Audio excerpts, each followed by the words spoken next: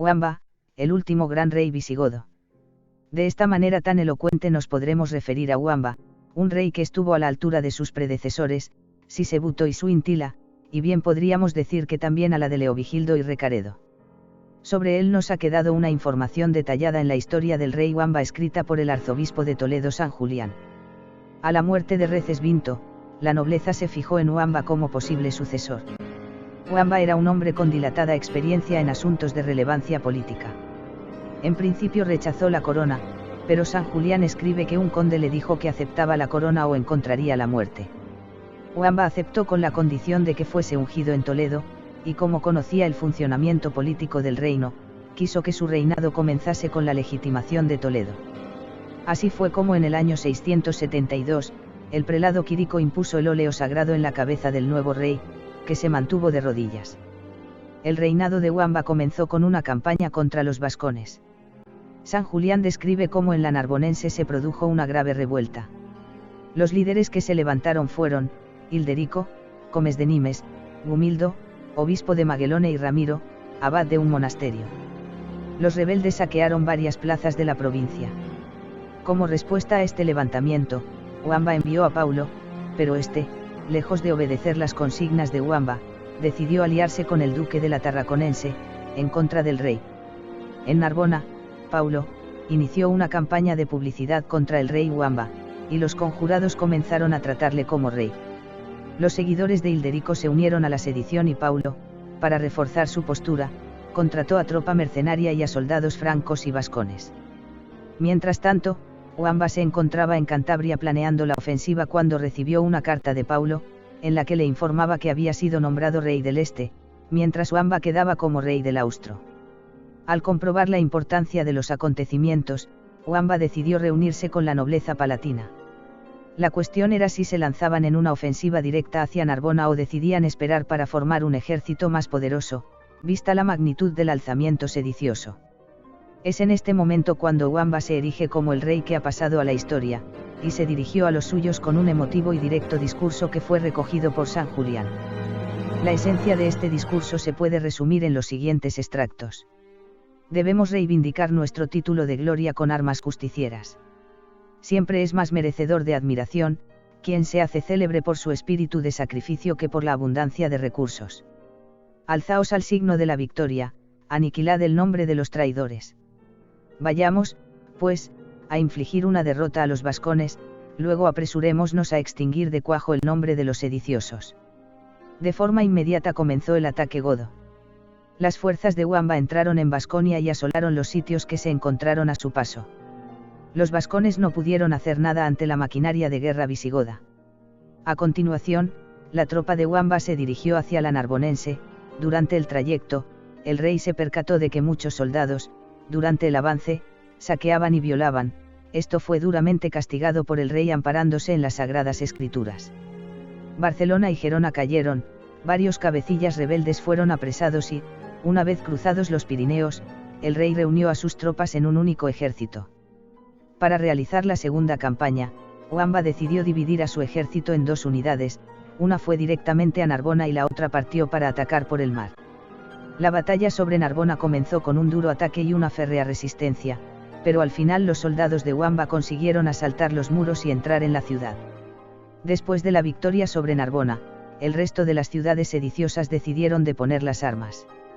En este momento, es cuando el obispo San Julián se refiere al ejército de Huamba como el ejército de Hispania en clara referencia con la identificación del reino visigodo de Toledo con Hispania, entre el Regnum Gotorum y el Regnum Hispaniae. Paulo, que había huido, se refugió en Nimes, por lo que Huamba preparó de forma concienzuda el ataque a esta ciudad. Paulo ordenó a sus hombres defender los muros de la ciudad, evitando así el combate en campo abierto, el cual le sería desfavorable. Los defensores emplearon la guerra psicológica, gritaban a los soldados de Huamba que se retirasen a sus casas, ya que los refuerzos francos estarían a punto de llegar. Por este motivo, los atacantes pidieron refuerzos a Huamba, quien, según San Julián, les envió un contingente de casi 10.000 hombres dirigidos por el duque Guandemiro. El día 1 de septiembre del año 673, la batalla se inclinaba a favor de los atacantes. Huamba entró a sangre y fuego. Paulo y sus más fieles leales se tuvieron que refugiar en el anfiteatro de la ciudad. Fuera del mismo reinó el caos y los muertos abundaban, según describe San Julián, doquiera se dirigiese la mirada, extendíanse hacinamientos humanos o rebaños de animales degollados. El obispo de Narbona, Argebado, hizo de mediador entre ambas partes con el fin de que el rey godo perdonase las vidas a los rebeldes. Wamba accedió, pero con la condición de castigar a los responsables del levantamiento. El rey ordenó a sus soldados que sacasen a Paulo del anfiteatro. La soberbia del duque Paulo se humilló ante Wamba buscando la misericordia del rey legítimo. Wamba le perdonó la vida a espera del juicio. Los soldados francos fueron tratados con corrección y varios días después fueron liberados. Tras la batalla de Nimes, la ciudad quedó muy dañada. Wamba ordenó que las murallas fuesen reparadas, así como enterrados todos los muertos, devueltas las posesiones que habían sido arrebatadas y restituidos los bienes eclesiásticos que los sediciosos habían usurpado. Entre los tesoros robados se encontraba una corona votiva que el rey Recaredo había regalado a la iglesia de San Félix de Gerona, corona que Paulo había robado para ponerla en su cabeza cuando se proclamó rey del Este.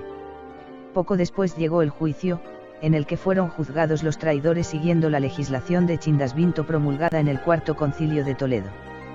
La pena que correspondía a una afrenta de esa entidad era la muerte, pero Wamba, cumpliendo con su palabra, decidió conmutarles la pena. Recibieron un castigo de decalvación y la pérdida de sus bienes y posesiones. Al privarles de sus cabellos, quedaban humillados e inhabilitados. Este castigo tenía una larga tradición goda. Los rumores de un ataque franco corrían por las calles de Nimes. Antes de que se produjese, Wamba decidió volver con sus huestes en busca del enemigo. Ante la magnitud del ejército godo, los francos huyeron, dejando tras de sí un cuantioso botín. Desaparecido el peligro, Wamba marchó hacia Narbona con la intención de reparar los daños efectuados, tal y como hizo en Nimes. Con la intención de evitar futuros alzamientos rebeldes, el rey promulgó una ley.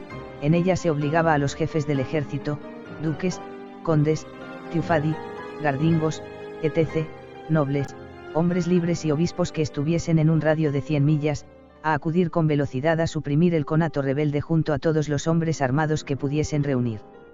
Los castigos aparejados al incumplimiento de la ley serían muy severos. Wamba llevó una profunda obra en la capital, restauró y embelleció puertas, murallas y edificios.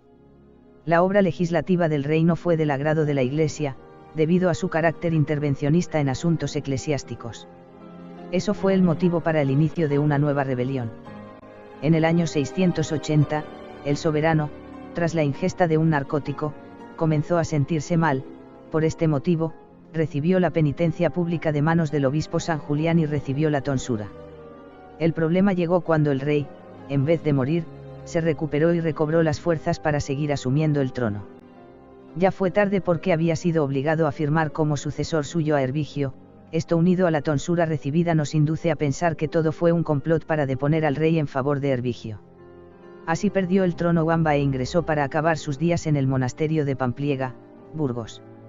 José Carlos Sacristán.